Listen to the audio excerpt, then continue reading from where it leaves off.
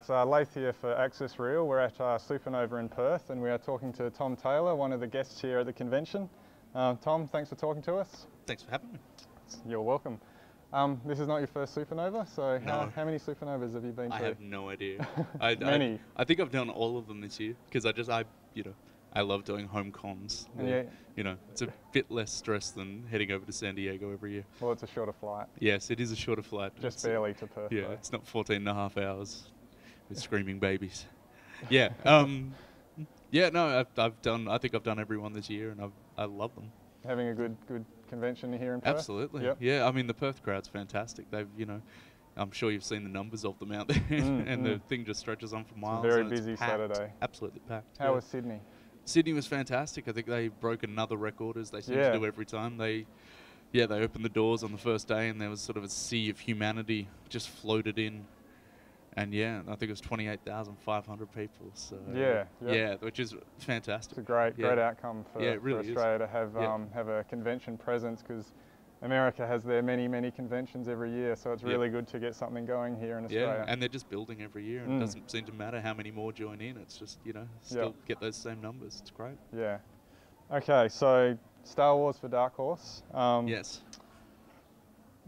You're working on a couple of different series for Star Wars. Yep. Is that something you've always wanted to do and aspired to, or is it a good opportunity that came along? How did you and Star Wars come to be? Well, as far as I've always wanted to be a comic book writer. So I was a professional playwright for a long time, but I'd always wanted to write comics. That's all I'd wanted to do, and I didn't think it was really possible from this country. And finding out that it was huge, and basically, I wrote a number of plays that did very well, and one of them was called The Example, and that was adapted into a comic book by a guy called Colin Wilson, who's huge. Who you've worked with on who I Invasion? worked with on Invasion, and so that led straight to Star Wars. And then it was quitting the day job and becoming a full-time comic book writer. Fantastic. Yeah. That's great. So Star Wars Invasion is the series set during the Yazan Vong War, about 25 years after Return of the Jedi takes place. Yeah, after A New Hope. A New Hope, of course. So there's a set series of novels that explore that war. Yes. 19 of them. 19. 19. Have you read all 19? Sure. They all showed up on my doorstep one day. It was quite daunting. And how do you read those? Okay. Do your background work.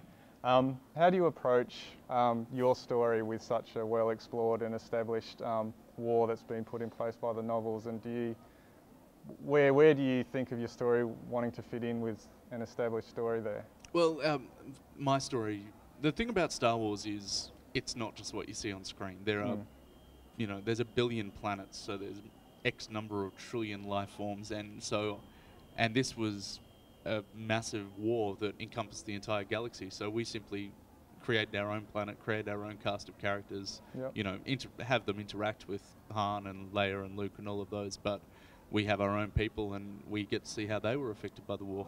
And they're refugees from this planet, and the refugees are the hero in our story. So you've got the backdrop there, and you found your own area for the events to take place. Yeah, that's right. And that freed things up for us too. Yeah. We didn't have to say, well, no, we can't have Luke in that because he was off, over there fighting. We could just say we can have our characters. Well, that kind of leads into my next question. The books establish sort of where they go and the big events and the ending that they did through the novels. Does that have an impact on what you want to do and where you see it going? Not really. At all by the sounds of it. Because that was one of the things I set out to do at the start, was be able to tell our own tale without having to worry so much about where that part of the war went. We have our own cast, our own bad guys who have their own motives, so that works really well for us. And we won't be seeing Supanova Perth in your Star Wars stories, probably or not. Maybe? No, probably not. I don't think so. I don't think we'll get there. Okay. Okay.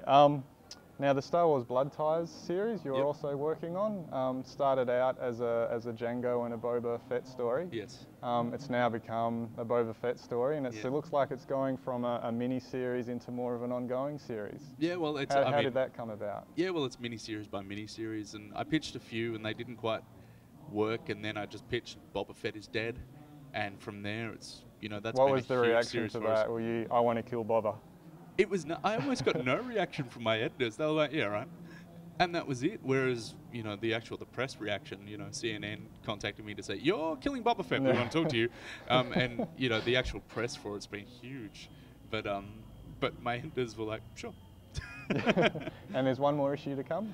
Two more. Two more one issues? more next week and then next month. Any hints for the July issue for the wrap-up? No. No. But I can tell you, but July is when my new series starts, a Darth Maul series. Darth Maul, okay. Yep. We'll get to that in a moment. Sure. But just with the format of the mini-series, with Dark Horse collecting them in the trades and that sort of thing, do you find that's a restrictive format to work with? Do you like that format? How do you find it as a writer, knowing that, okay, I've got 5 or 6 issues, it's going to be collected in a book once all the issues are out, and I need to have it, wrapped up to be a good read as a trade paperback as well as ongoing issues? I really like that. I like knowing that my story has to have a beginning, a middle, and an end, whereas some people write and they just seem to keep writing on large series that, they have a run of 97 and then suddenly it's pulled out because their story's directionless, and I need that direction. I think I write better when I'm writing shorter stories. I did an 8-page Rocketeer story earlier in the year, and I loved it. I had a 10-page Batman story come out yesterday, and again, I just, I knew what I had to tell in 10 pages, and I really enjoyed it. How defined is the ending in your mind when you start writing issue 1? For of which? A 6 for anything? anything? Of any For story a 6 out, issue so, story. It's pretty defined. Yeah, I mean, characters change things. A character's voice comes in and sometimes they will change the story, but I usually do like to work towards an ending. And when I'm working for Lucasfilm, they want to see it before I write it. They want to know where it goes, because they need to make sure I'm not making any mistakes. That's an interesting point. So what's the relationship like with Lucasfilm when you're working on a hot property like Star Wars? Yeah, it's really good. I mean, there's a lot of people look at it and a lot of people will comment. Sometimes it's very, very easy if you get everything right. Sometimes you'll have created, hey, look, I've got these cast and they go and they have a picnic on Alderaan. And they're like, yeah, that blew up the year before. You're like, right, I won't write that. They won't fit. Yeah, not that that's the most exciting story anyway. But yeah, it's good. It's all good. It's so long as you don't trip up continuity, you're fine. You can tell very good stories. Okay, so many Star Wars fans would know Darth Maul is back. He's come back in the Clone Wars series. Crazy chicken robotic legs. What have you got for us in the new Darth Maul series coming up? It's awesome. I'm having a really, really good time with it. Bruno Redondo is killing it on the art, and basically Darth Maul and his brother Savage Opress. Somebody has put a price on their head, and people have come after them. And Darth Maul is not one of those guys who's like, oh, let's go run away and hide in these shadows. Then he's like, who did this? Yeah, right. Well, there won't be a price on our head if we kill him. Yes. And so, but there's a lot more to that. It's the head of a mining company, and we find out the natives of the planet are kind of in danger, and all of these things happen at once. And there's prophecy, and there's some new Jedi, and it's a fun Sounds story. Interesting. I'm having a really good time with it. Great, looking forward to it. And are there any other projects coming up that you'd like to, or you can mention at this point, or is it a wait and see and work with what you've got at the moment? And I can tell you about The Deep. Do you know about that? No. Reach down and pick that book up. Behind you. Great television. Fantastic. This is The Deep. This is about a multi-ethnic family of underwater explorers who live on a submarine. It is my love and it is my joy. Don't turn to that page. You can't see that page. No, I'm just kidding. Basically. This is fantastic. Yeah, artwork. this book just won the Aurealis Award for the best graphic novel in Australia, and it's just a joyous story of exploration. It's an all-ages book, sort of in a Pixar style, so loved by adults and children alike. And I've just finished writing. Just the second one's due to come out next month. Great. And that's good. Get that. The Deep Here Be Dragons. Changing your life.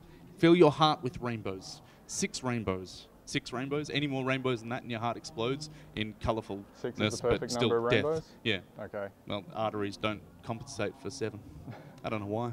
How long has this been in your head before it's been on the printed page? That one, I thought of that when I first started Star Wars, so right. I've probably been working on that for about 5 years, and I absolutely love writing them. They're wonderful characters, and I wrote them for my children, so, That's fantastic. It's a bit more lovely. All right. Now I've got my rapid fire questions to close off with, so I'm going to throw a few questions at you.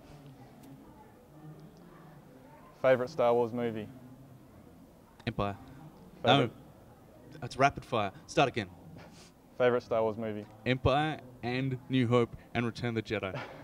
Because you can't separate them. It's like being able to choose a nostril. You have to breathe through both. All right, well, how about this favourite Star Wars character? Luke.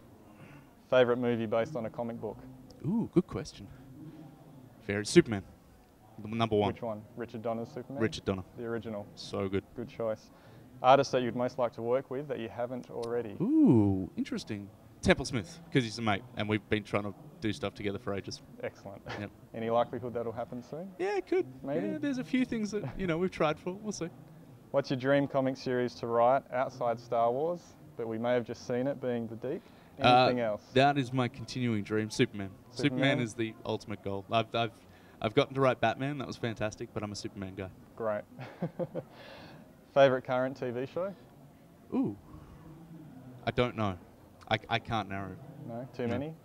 Sure. No, I don't watch a lot of TV anymore. Right. I write a lot, and that's about it. Okay. I'm watching a few things. None of them I go, yay at. Yeah. Favourite breakfast cereal? Coffee. Excellent. Best thing about Supanova? Too many things to mention. The people that come, you must love the it because you cosplay, keep coming the crew. back. Yeah, I mean the people who run this thing are just wonderful. They're like family. Like I know it sounds very horrible and cliche, but I love these guys, and we get along very well, and we see each other outside of the cons. So I have a lot of good times with them, and the crew this year are fantastic. And Eric Roberts would want me to say that he is the thing that I love most about Supanova. And that's because I owe everything to Eric Roberts. Everything. Sounds like there's a story there. Yeah, Eric Roberts is just a very, very funny man. And without him, I wouldn't have my second child. Don't think about that too hard. We won't.